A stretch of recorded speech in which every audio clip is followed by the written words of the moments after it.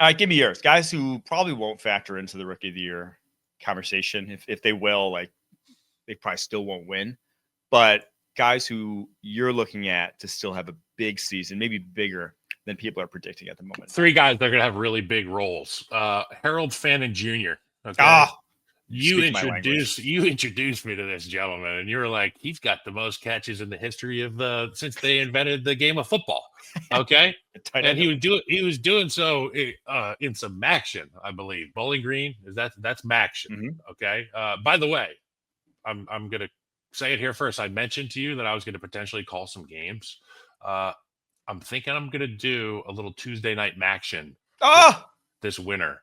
let's go. Nothing is set in stone yet, but Okay. the people are, we're doing the thing. We're doing the little dance, figuring out what Heard it works. here first. That's awesome. It'll be a lot of fun.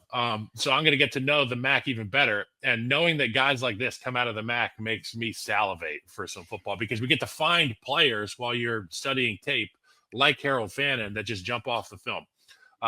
Njoku do a lot of money after this year. You got to think Cleveland's going to position him, and when I say him, Fannin Jr., to have success early and often with the understanding that it's going to save them $16 million plus to walk from a guy like Njoku.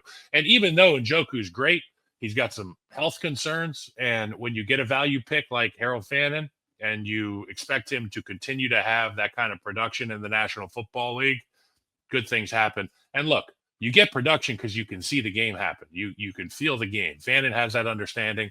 The other player, Luther Burden III. Can I say something Say this about before Fannin? you waxed about the Bears? I think you went to an awesome situation because I always saw Fannin the way the Ravens use Isaiah Likely. I think he is the type of tight end that bridges the gap between tight end and slot receiver. That he can block on the move. He's not a true inline guy. If you're a one tight end offense who needs him to block a defensive end, it's just like a sprint rollout type protections he could do, like Kelsey type blocking. Yes, he is fantastic at that. Coming across split zone, he comes across formation, chops a defensive end, you're golden. He can do that. But if you ignore him, as your second tight end in an offense, a lot of times, when you're in 12 personnel, play action passes, things of that nature that, it's confusing when a guy is leaking out from, a double wide position. When two guys are leaking out, it can lead to some assignment confusion. And he's a guy that can take advantage of those mismatches, take advantage of if he gets leverage mismatches. And he goes to a place where they're going to use a ton of two tight ends. Like that's been their bread and butter in Cleveland is a lot of 12 personnel. So I'm very excited to see, obviously, a good year is still probably like 500-600 yards for him. But I think that's well within reach given what we saw on tape from him. Second guy, Luther Burden III. Have to think the Bears will utilize 12 personnel, both their tight ends. We talked about this being more than competent options. But if Luther Burden III shows the staff early and often, he's reliable. He knows his assignment. He knows his alignment. He knows his adjustment. Those are the things you have to check in order to get on the field. I think he's going to give Caleb a lot of options outside of those star-studded names, DJ Moore, Rome Odunze. And then the last guy for me is Emeka Egbuka. I know that these guys are higher on the draft board, but look, he's stepping into a room with greatness. He's going to benefit from that. Baker Mayfield will get him the football in advantageous situations. He's not afraid to let it rip. I feel like this guy's going to have a great year for them. Maybe not rookie of the year because of the volume numbers in Tampa, but he's going to have a really solid showing. Yeah, and Chris Godwin, I mean, that was a pretty serious injury he had last season. That was, one of those that you don't show the replay of because they look so bad. So no telling how effective he'll be right out the gate coming back from that. And obviously that's, I think, a big reason why they were comfortable drafting Egbuka where they did. My sleepers, 3 guys.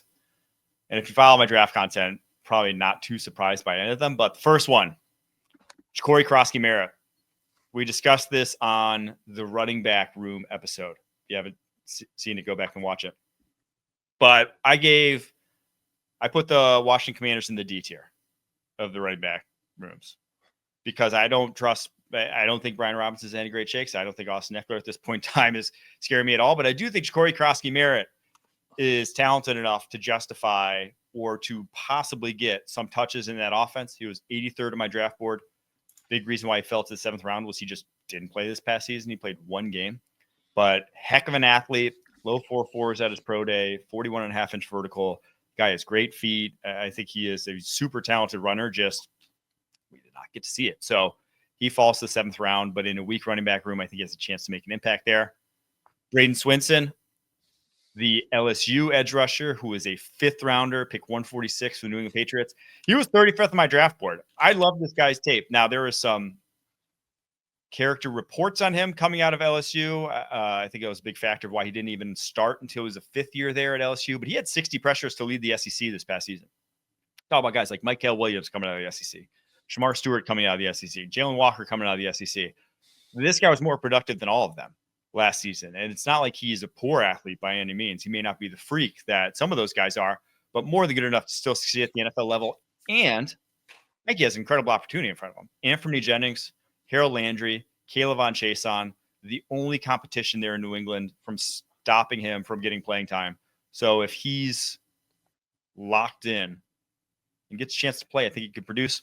Lastly, certainly not least here, Miles Frazier, your 5th round pick for the Detroit Lions, obviously with Frank Ragnow retiring at center.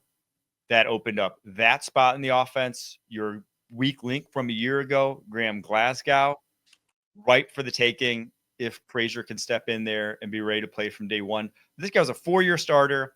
3 years of those came at LSU. He's played right tackle. He's played both guard spots. One of the best pass protectors in this draft class. I think he could, at some point in time, take Graham Glasgow's job this season. And if that's the case, then he could produce. So 6'6", 320. Line, I'm the one giving offensive line love on this pod. 6'6", 320 for this guy. Look, Yep. I mean, if Josh Simmons is healthy, you'll fall in love with him, or you'll hate his guts because he's a Kansas City Chief. But I'll tell you this: if he's healthy, he's going to have a lot of success. I left the O-lineman out of here because we talk about him so much. I talked a lot of edge rushers, talked a lot of little guys, talked a little tight ends who think they're O-linemen because they know the blocking scheme. But that was fun. It was a fun exercise, Mike.